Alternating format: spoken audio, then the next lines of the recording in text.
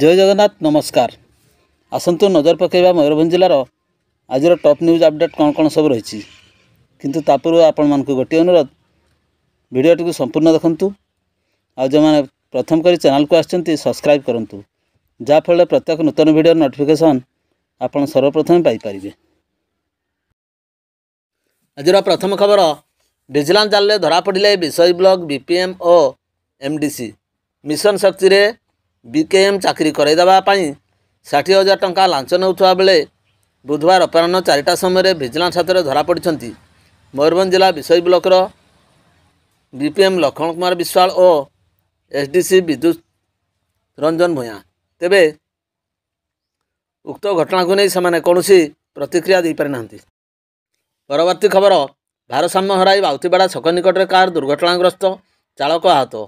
बुधवार अपराह्न 2टा समय मयूरभंज जिलार विषय थाना अंतर्गत बाउतीवाड़ा छक निकट में एक बलेनो कार करंजिया पटु विषय पटक आसता समय कौन कारण भारसाम्य हराई 49 नंबर जातीय राजपथ उपरे अलटी पड़ा फल कार चक उपरक हो जाता। तेबे दुर्घटन कार क्षतिग्रस्त होगा सहित चालक आहत होते। तेबे स्थानीय लोके विषय पुलिस घटनास्थल पहुंची आहत चालक को उद्धार कर विषय मेडिकल को पठाई बेले रास्ता मझरू कारटी को साइड कर विषय पुलिस घटनास्थल पहुंची अधिक तदंत करने सहित कारटी को निज हेफाजत को नहीं। परवर्ती खबर पुरिंदा पंचायत अधीन अमणिदा ठारे गचर जमी रखा जाउथवा हनुमान मूर्ति को उठाई नहीं केन्द्र कर ग्राम चापा उत्तेजना देखा बेले एने बुधवार अपराह्न 3टा समय उभय पक्ष को नहीं पुलिस प्रशासन एवं तहसीलदार प्रशासन मिलित उपस्थित आपस आलोचना पूर्वक समाधान करा जायथा बेले द्वितीय पक्ष मूर्ति फेराइछंती। एसहित उभय पक्षों शांति श्रृंखला बजाय रखा 108 नोटिस दिज्व बोली बेतनटी थाना आईआईसी सुस्मिता महंत सूचना देछंती।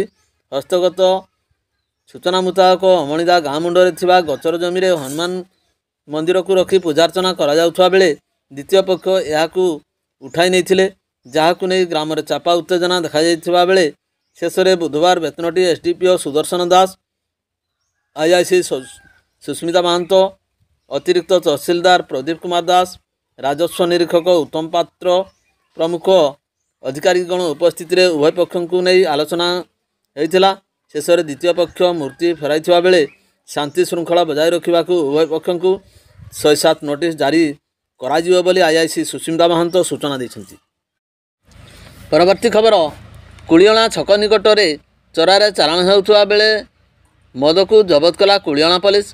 मयूरभंज जिलार बांगरीपशी निर्वाचन मंडल कुलियणा थाना अधीन कुलियणा छक निकट में चरारे मद चालाण होउथुवा बेले कौनसी सूत्रु खबर पाई पुलिस घटनास्थल पहुंची मद को जबत कर सक्षम होइछि। एने सकाळ 11टा समय सूचना प्रदान करछंती कुलियणा थाना अधिकारी। विगत किसी दिन धरी कुलियणा ब्लॉक अंचल में व्यापक चरामद कारबार होउथुवा बुद्धि पाइथुवा बेले पुलिस यार टेर पाउनथिला। तेबे विशेष सूत्रु खबर पाई पुलिस यही चरामद कारबार राकेटर पर्दाफाश करिछि। परवर्ती खबर बहुदा बाईपास निकट में ट्रक दुर्घटना गुरुतर युवकों चिकित्सा क्रमे मृत्यु। मंगलवार सकाळ समय बहुदा बाईपास निकट जड़े युवक रास्ता अतिक्रम करुवा समय तांको उपरे ट्रक माड़ी जाइथिला। यह पर तांको रायरंगपुर डाक्तरखाना रे भर्ती करथिले। अवस्था संकटापन्न थिबारु तांको बारिपदा पीआर मेडिकल को स्थानांतरित करा जाइथिला। सेठारे चिकित्साधीन अवस्था बुला महंतंकर मृत्यु घटिथिला बोली सूचना मिलछि। परवर्ती खबर गम्हारिया मुख्य मार्ग पार्श्व प्रशासन पक्षर जबरदखल उच्छेद।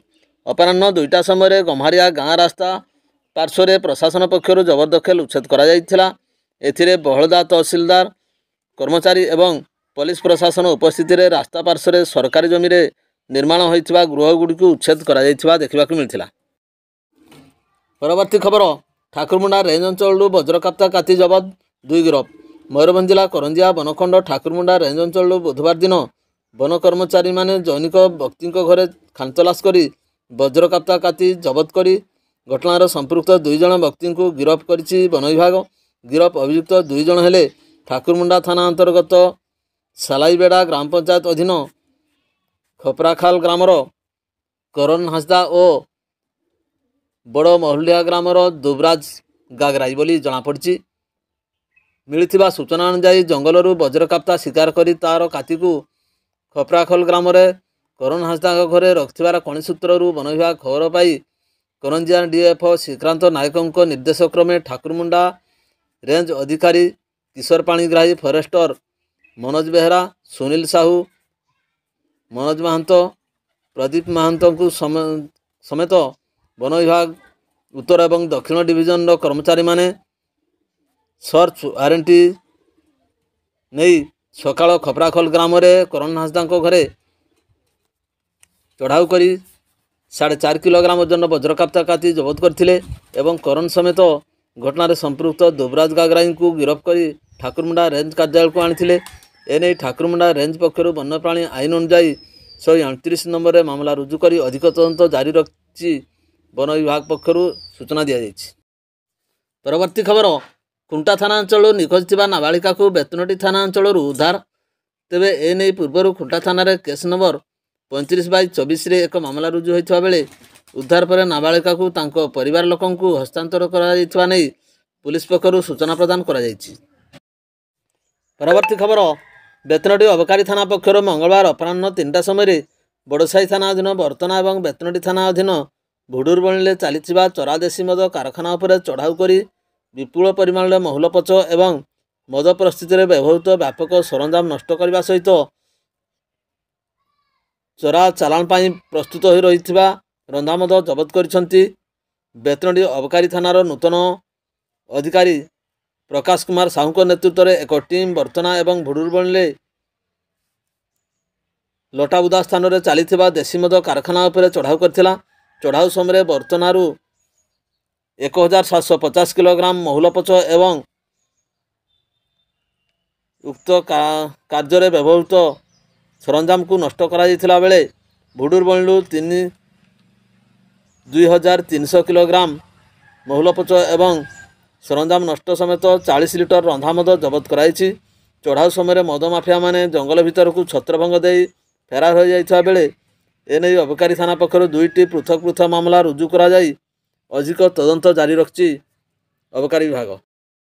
ପରବର୍ତ୍ତୀ ଖବର, ଓଡ଼ିଶାର ଶିମିଳିପାଳ ବାଘ୍ର ଅଭୟାରଣ୍ୟ ନିକଟରେ ମେଲାଷ୍ଟିକ୍ ଟାଇଗର ବା କଳା ବାଘ ସଫାରି ପ୍ରତିଷ୍ଠା କରାଯିବ। ମୟୂରଭଞ୍ଜ ଜିଲ୍ଲାର ହେବାକୁ ଥିବା ଏହି ସଫାରି ଦ୍ୱାରା ପର୍ଯ୍ୟଟକ ଏବଂ ଦର୍ଶକମାନେ ବିରଳ ପ୍ରଜାତିର ବାଘ ଦେଖିବାର ସୁଯୋଗ ପାଇବେ। ମୁଖ୍ୟମନ୍ତ୍ରୀ ନବୀନ ପଟ୍ଟନାୟକ ଏନେଇ ସାମାଜିକ ଗଣମାଧ୍ୟମ ଏକ୍ସରେ ସୂଚନା ଦେଇଛନ୍ତି। ବିଶ୍ୱର ପ୍ରଥମ କରି ଓଡ଼ିଶାରେ ପ୍ରତିଷ୍ଠା ହେବାକୁ ଥିବା ଏହି ସଫାରି ନିର୍ମାଣ କରିବାକୁ ମୟୂରଭଞ୍ଜ ଜିଲ୍ଲା ବାରିପଦା ନିକଟ 200 ହେକ୍ଟର ଅଞ୍ଚଳ ଚିହ୍ନଟ କରାଯାଇଛି। ଜାତୀୟ ରାଜପଥ 18 ନିକଟରେ ଚିହ୍ନଟ ହୋଇଥିବା 200 ହେକ୍ଟର ମଧ୍ୟରୁ 100 ହେକ୍ଟର ଅଞ୍ଚଳରେ ବାଘଙ୍କୁ ରଖାଯିବ। ବାକି ଅଞ୍ଚଳକୁ ପ୍ରାଣୀ ଚିକିତ୍ସା ସୁବିଧା କେନ୍ଦ୍ର ଭାବେ ବ୍ୟବହାର କରାଯିବ, ଯେଉଁଥିରେ ଉଦ୍ଧାର କେନ୍ଦ୍ର, କର୍ମଚାରୀଙ୍କ ଭିତ୍ତିଭୂମି ଓ ପର୍ଯ୍ୟଟକଙ୍କ ପାଇଁ ବିଭିନ୍ନ ପ୍ରକାର ସୁବିଧା ସୁଯୋଗ ଉପଲବ୍ଧ ହେବ। ଶିମିଳିପାଳ ବାଘ୍ର ସଂରକ୍ଷଣ ଅଭୟାରଣ୍ୟରୁ 15 କିଲୋମିଟର ଦୂରରେ ଏହି ଅଞ୍ଚଳ ରହିଛି। ଏଠାରେ ଖୋଲା ଏନକ୍ଲୋଜର ମାଧ୍ୟମରେ ବାଘଗୁଡ଼ିକୁ ଦେଖିବା ପ୍ରାରମ୍ଭିକ ଭାବେ ନନ୍ଦନକାନନ ପ୍ରାଣୀ ଉଦ୍ୟାନରୁ 3ଟି କଳା ଏବଂ ଧଳା ବାଘଙ୍କୁ ସେଠାକୁ ନିଆଯିବ। ଆସନ୍ତା ଅକ୍ଟୋବର ପର୍ଯ୍ୟଟକଙ୍କ ଲାଗି ବାଘ ସଫାରି ଖୋଲାଯିବ ବୋଲି PCCF ବନ୍ୟପ୍ରାଣୀ ସୁଶାନ୍ତ ନନ୍ଦ ସୂଚନା ଦେଇଛନ୍ତି। ଏହା ବ୍ୟତୀତ ରାଜ୍ୟରେ ବିଭିନ୍ନ ସ୍ଥାନରୁ ଉଦ୍ଧାର ହୋଇ ଆସୁଥିବା ବାଘ, ଅନାଥ ହୋଇଥିବା ବାଘଙ୍କୁ ମଧ୍ୟ ଏଠାକୁ ଅଣାଯିବ, ଯେଉଁମାନେ କି ଜଙ୍ଗଲରେ ରହିବାକୁ ଯୋଗ୍ୟ ନଥିବେ ଏବଂ ପ୍ରଦର୍ଶନୀ ପାଇଁ ଯୋଗ୍ୟ ଥିବେ। ସେମାନଙ୍କୁ ସଫାରିରେ ଖୋଲା ଏନକ୍ଲୋଜରରେ ରଖାଯିବ। ଓଡ଼ିଶାର ବନ୍ୟପ୍ରାଣୀ ପର୍ଯ୍ୟଟନ କେନ୍ଦ୍ରରେ ଉତ୍ସାହିତ କରିବାରେ ଏହି ସଫାରି ବେଶ ସହାୟକ ହେବ। ଏଭଳି ପଦକ୍ଷେପ ନିଆଯିବା ଦ୍ୱାରା ପରିବେଶବିତ ବେଶ ଏବଂ ଗବେଷକ ବନ୍ୟପ୍ରାଣୀ କ୍ଷେତ୍ରରେ ଉତ୍ସାହିତ ବ୍ୟକ୍ତି ଏବଂ ସାଧାରଣ ଲୋକେ କଳା ବାଘକୁ ନିକଟରୁ ଦେଖିବା ସହ ସେମାନଙ୍କର ସଂରକ୍ଷଣ ସମ୍ପର୍କରେ ଜାଣିପାରିବେ। ପରବର୍ତ୍ତୀ ଖବର, ଦୁଆରଶୁଣୀ ଘାଟିରେ ଧଉଳିଗଲ ନାଟର ଟ୍ରକ୍ ଓଲଟି ପଡ଼ିବାରୁ ଏଯାଏଁ 6 ଜଣଙ୍କର ମୃତ୍ୟୁ ଘଟିଥିବା ବେଳେ 9 ଜଣ ଆହତ ହୋଇଛନ୍ତି। ସେଥିରୁ 2 ଜଣ ମୃତକ ଏବଂ 5 ଜଣ ଆହତ ବ୍ୟକ୍ତି ହେଲେ ରାସଗୋବିନ୍ଦପୁର ବ୍ଲକ ଛାତନା ପଞ୍ଚାୟତ ଭୁଡୁରବଣି ଗ୍ରାମର। ମୃତକ ଦ୍ୱୟ ହେଲେ ଭୁଡୁରବଣି ଗ୍ରାମର ଝାଡ଼େଶ୍ୱର ମାରାଣ୍ଡି ବୟସ 50 ବର୍ଷ ଓ ଗୁର୍ଭା ମୁର୍ମୁଙ୍କ ନାବାଳକ ପୁଅ ସୁରୁ ବୟସ 15 ବର୍ଷ। ଆହତମାନେ ହେଲେ ହରିହର ହାଁସଦା, ହାବିଲ ମାରାଣ୍ଡି, ଛାକୁ ମାରାଣ୍ଡି, ଭୀମ କିସ୍କୁ, ରୂପଚାନ୍ଦ ମାରାଣ୍ଡି। ଏମାନଙ୍କ ମଧ୍ୟରୁ ହରିହର, ଛାକୁ ଏବଂ ରୂପଚାନ୍ଦଙ୍କୁ ସଙ୍କଟାପନ୍ନ ଅବସ୍ଥାରେ କଟକ ସ୍ଥାନାନ୍ତରିତ କରାଯାଇଛି। सूचनायोग्य ଏହି ଗ୍ରାମରୁ ମୋଟ 9 ଜଣ ଲୋକ ଅସ୍ଥାୟୀ ଶ୍ରମିକ ଭାବେ ଉକ୍ତ ଯାତ୍ରା ପାର୍ଟି କାମ ପାଇଁ ଯାଇଥିଲେ। ନିକଟସ୍ଥ ପଳାଶ ଗ୍ରାମର ଜୈନିକ ବ୍ୟକ୍ତି ଏମାନଙ୍କୁ ଯାତ୍ରା ପାର୍ଟିରେ ଗେଟ୍ ସଜାଇବା, ସାଉଣ୍ଡ ଏବଂ ଲାଇଟ୍ ବିଭାଗରେ କାମ କରିବା ପାଇଁ ଦୈନିକ 500 ଟଙ୍କା ମଜୁରୀ ଏବଂ ମାଗଣା ଯାତ୍ରା ଦେଖିବାର ସୁଯୋଗ ମିଳିବ କହି ସାଙ୍ଗରେ ନେଇଯାଇଥିଲେ। ସବୁ ଠିକ୍ଠାକ୍ ଚାଲିଥିଲା ବେଳେ ଗତକାଲିର ଦୁର୍ଘଟଣା ପରେ ବୁଡୁରବଣି ଗ୍ରାମର ଶୋକର ଛାୟା ଖେଳିଯାଇଛି। ଖବର ପାଇ ଛାତନା ସମିତି ସଭ୍ୟ ଦୁର୍ଗାଚରଣ ମହାନ୍ତ, ପୂର୍ବତନ ସରପଞ୍ଚ ଡାକ୍ତର ମୁର୍ମୁ ବାରିପଦା ଡାକ୍ତରଖାନାରେ ପହଞ୍ଚି ଆହତଙ୍କୁ ଭେଟିଛନ୍ତି। ପରବର୍ତ୍ତୀ ଖବର, ଶିମିଳିପାଳ ଅଭୟାରଣ୍ୟ ପାଦଦେଶରେ ଥିବା ପିଠାପଡ଼ା ରେଞ୍ଜ ତଥା ବଡ଼ସାହି ଥାନା ଅନ୍ତର୍ଗତ କଦୁଦହନ ସେକ୍ସନ ଅଧୀନରେ ଜଙ୍ଗଲରୁ ଦାମୀ ଟ୍ରାପ୍ କ୍ୟାମେରାଗୁଡ଼ିକ ଚୋରି ହୋଇଯାଇଛି। ବନ୍ୟଜନ୍ତୁଙ୍କ ଗତିବିଧି ଉପରେ ନଜର ରଖିବା ପାଇଁ ଜଙ୍ଗଲ ବିଭାଗ ପକ୍ଷରୁ ଏହି କ୍ୟାମେରା ଲଗାଯାଇଥିଲା। ତେବେ ପ୍ରାୟ 3 ଦିନ ପୂର୍ବରୁ ଉକ୍ତ କ୍ୟାମେରା ଚିପ୍ ସେଟ୍ ଚୋରି ହୋଇଯାଇଥିବା ବିଭାଗୀୟ କର୍ମଚାରୀ ଜାଣିବାକୁ ପାଇଥିଲେ। ଏନେଇ ବନପାଳ ଧର୍ମେନ୍ଦ୍ର ସୋରେନ 22 ତାରିଖରେ ବଡ଼ସାହି ଥାନାରେ ଏତଲା ଦାୟର କରିଛନ୍ତି। ପୁଲିସ 36/24ରେ ମାମଲା ରୁଜୁ କରି ଘଟଣାର ଯାଞ୍ଚ କରୁଛି। ଏହି ଟ୍ରାପ୍ କ୍ୟାମେରା ବାବଦରେ ଶିକାରୀମାନେ ଅବଗତ ଥିବାରୁ ସେମାନେ ଏହାକୁ ଚୋରି କରି ନେଇଥିବା ସନ୍ଦେହ କରାଯାଉଛି। ପରବର୍ତ୍ତୀ ଖବର, କୁଣ୍ଟା ଥାନା ତଥା କୁଆମରା ଫାଣ୍ଡି ଅନ୍ତର୍ଗତ ପୁରୁଣା ବାରିପଦା ସାପ୍ତାହିକ ହାଟରୁ ଏକ ବାଇକ୍ ଚୋରି ହୋଇଥିବା ନେଇ ଥାନାରେ 34/24ରେ ମାମଲା ରୁଜୁ ହୋଇଛି। ଗୋପବନ୍ଧୁନଗର ବ୍ଲକ ସିକିଡ଼ିଆ ଗ୍ରାମର ସଞ୍ଜୟ କୁମାର ବାରିକ ନିଜ ଅଡି 11X 9098 ନମ୍ବର ବିଶିଷ୍ଟ ବାଇକ୍ ନେଇ ହାଟକୁ ଯାଇଥିଲେ। ହାଟରେ ସଉଦା କିଣି ସାରି ଫେରିବା ବେଳକୁ ବାଇକ୍ ନଥିଲା। ଖୋଜାଖୋଜି କରି ନିରାଶ ହେବାରୁ ଶ୍ରୀ ବାରିକ ଥାନାରେ ଅଭିଯୋଗ କରିଛନ୍ତି। ପରବର୍ତ୍ତୀ ଖବର, ରାସଗୋବିନ୍ଦପୁର ଥାନା କୁଚିଲାଶଳ ରାଜାବାନ୍ଧ ନିକଟରୁ ଜଣେ ଯୁବକଙ୍କର ଝୁଲନ୍ତା ମୃତଦେହ ଠାବ କରିଛି ପୋଲିସ। ମୃତକ ହେଲେ ଖୁଣ୍ଟାପାଳ ପଞ୍ଚାୟତ ଖାଣ୍ଟିଝାଳ ଗ୍ରାମର ଲୁଗୁ ହାଁସଦା, ବୟସ 35 ବର୍ଷ। ସେ ପୂର୍ବରୁ 3 ଥର ବିବାହ କରିଥିଲେ ହେଁ ସମସ୍ତ ପତ୍ନୀ ତାଙ୍କୁ ଛାଡ଼ି ଚାଲିଯାଇଛନ୍ତି। ତେଣୁ ସେ ଘରେ ଏକୁଟିଆ ରହୁଥିଲେ। ତାଙ୍କ ମା ଏବଂ ବଡ଼ ଭାଇ ପେଟ ପୋଷିବା ପାଇଁ ଅନ୍ୟତ୍ର ଯାଇ ରହୁଛନ୍ତି। ତାଙ୍କ ମୃତ୍ୟୁ ବାବଦରେ ଘର ଲୋକଙ୍କୁ ସୂଚନା ଦିଆଯାଇଛି। ସେମାନେ ଆସିବା ପରେ ଶବକୁ ବ୍ୟବଚ୍ଛେଦ କରାଯିବ। ଭିଡ଼ିଓଟିକୁ ଶେଷ ପର୍ଯ୍ୟନ୍ତ ଦେଖିଥିବାରୁ ଅନେକ ଅନେକ ଧନ୍ୟବାଦ।